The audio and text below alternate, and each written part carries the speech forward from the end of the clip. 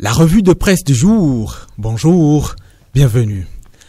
Assemblée nationale, la réforme de la CBDH enclenchée, titre ce matin le quotidien de service public La Nation. Le média annonce que les députés, les journalistes et autres risquent de ne plus avoir de représentants au sein de la Commission béninoise des droits de l'homme avec l'examen du projet de loi sur l'institution enclenchée hier lundi 26 février au Parlement. Le projet a été introduit au Parlement par le gouvernement avec un texte qui vise essentiellement la transparence, l'efficience, le respect des obligations souscrites par le Bénin, peut-on lire dans les colonnes et le site internet du média du service public. L'innovation du texte concerne la composition de la commission dont les membres pourraient passer de 11 à 7, écrivent mes confrères. Les membres députés et ceux issus de la société civile, dont celui des journalistes, sont en train d'être sortis de l'institution.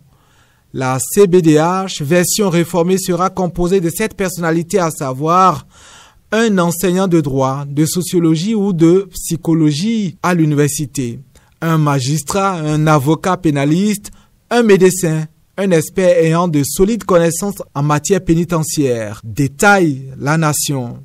Fraternité parle du démarrage de l'examen du même test et note que le chapitre 3 relatif à la composition, au mandat et à l'organisation de la CBDH n'a pas pu être adopté. Le journal explique que c'est la question du genre qui a compliqué les choses avec un débat sans fin qui a conduit à la suspension des travaux dirigés par Barthélémy Cassa, le premier vice-président.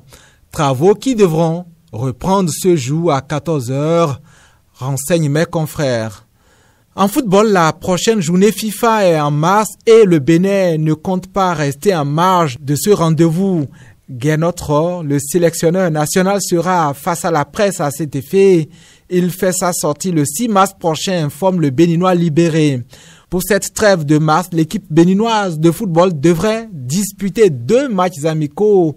Le mardi 6 mars, écrit le journal, le technicien franco-allemand dévoilera la liste des joueurs convoqués pour la trêve internationale et le technicien franco-allemand devra se justifier et justifier ses choix.